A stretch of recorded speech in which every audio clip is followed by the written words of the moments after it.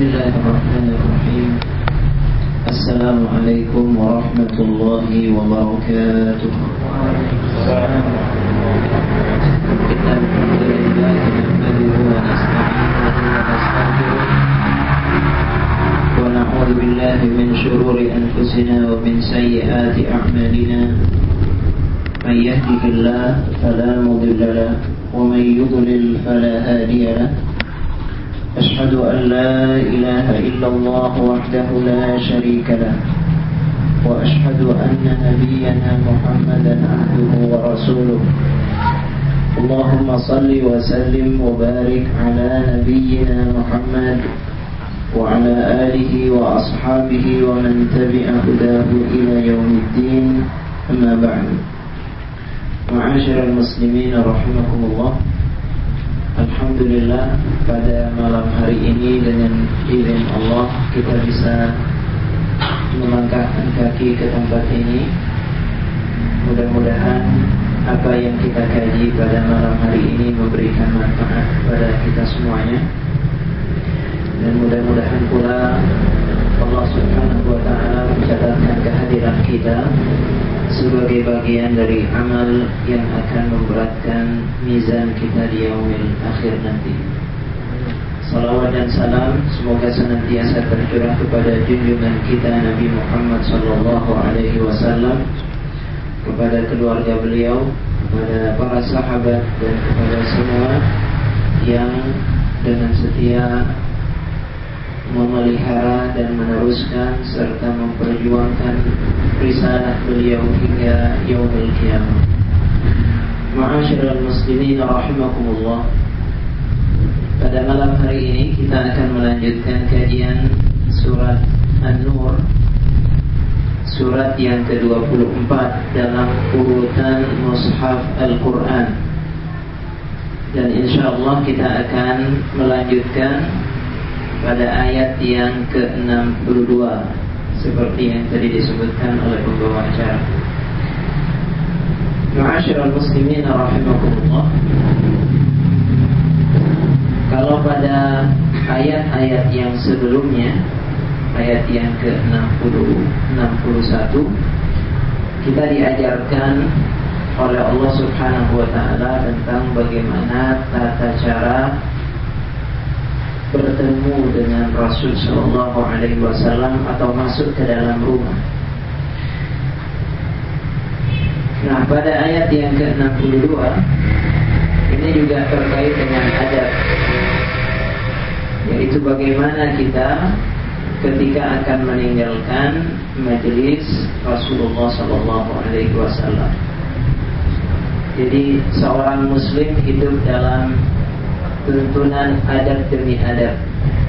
Ada tuntunan-tuntunan dari Allah Subhanahu wa ta'ala.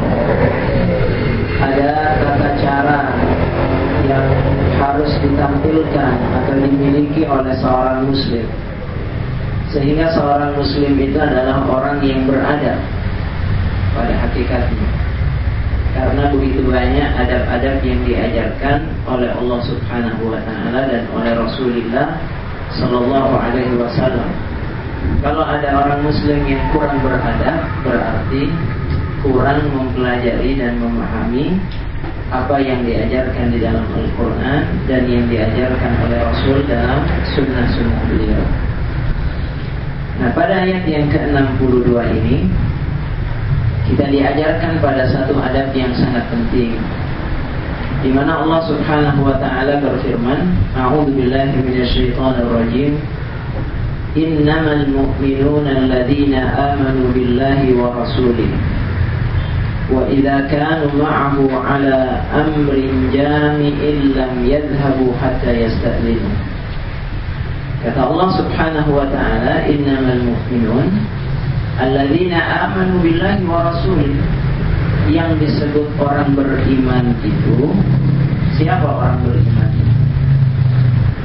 Orang beriman tidak hanya mengaku percaya kepada Allah dan Rasulnya, tetapi disebutkan oleh Allah sesudah alladzina amanu billahi wa rasulih. Pertama dia percaya kepada Allah dan Rasulnya, seperti yang sudah kita bahas dan kita terangkan pada pertemuan-pertemuan sebelumnya, bahwa keyakinan dan kepercayaan kepada Allah dan Rasulnya itu harus di follow up, ditindaklanjuti, dibuktikan dengan amal-amal perbuatannya, dan banyak di dalam Al-Quran.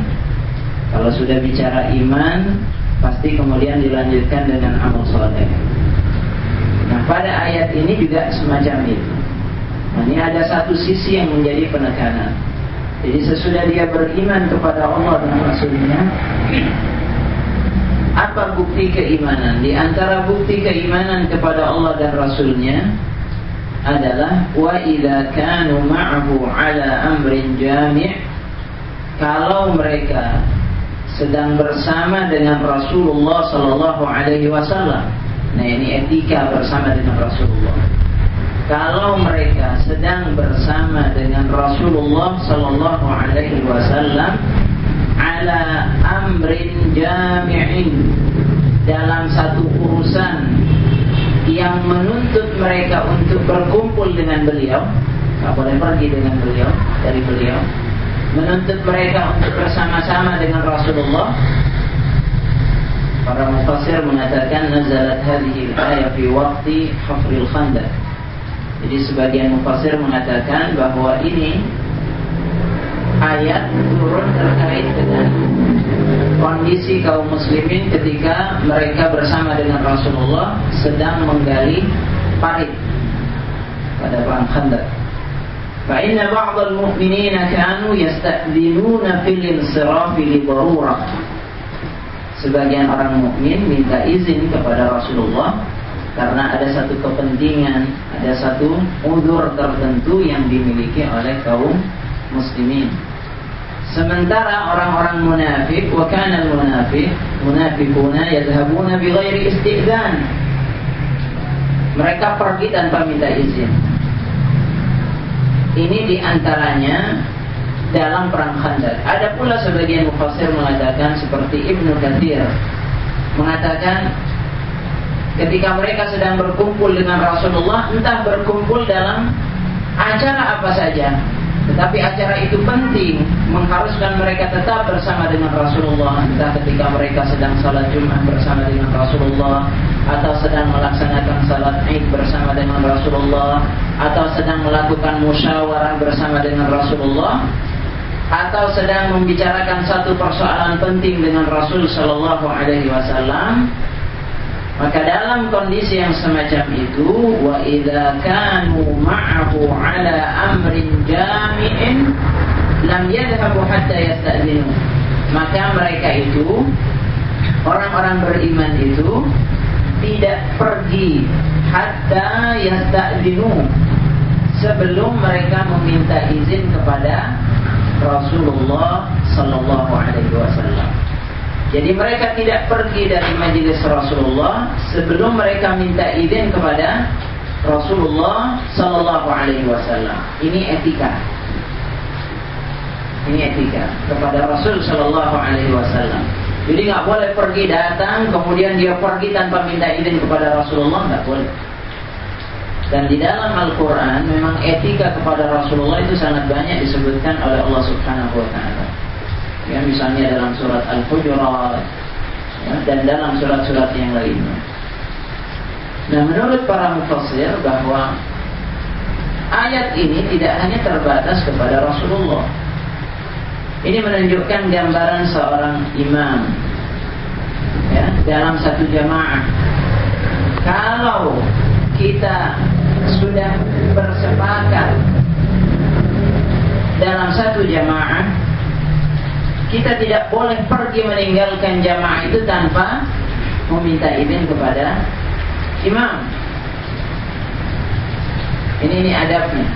Atau bahkan dalam setiap kondisi, kalau kita sedang berkumpul dalam organisasi atau dalam satu perserikatan atau dalam jamaah apapun, dalam rapat misalnya, nggak bisa kemudian kita pergi seenaknya saja, masuk keluar meninggalkan pertemuan. Ada adabnya. Seorang mukmin tidak boleh bersikap semacam itu. Kalau dia pergi dan masuk tanpa meminta izin,